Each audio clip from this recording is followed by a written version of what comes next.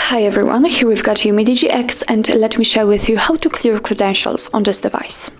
So first of all, we have to enter the settings, and now let's scroll and find the security and location.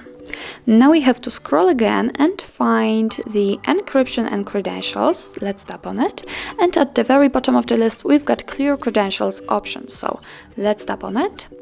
Now your device is asking you if you really want to remove all the contents, so let's tap on OK.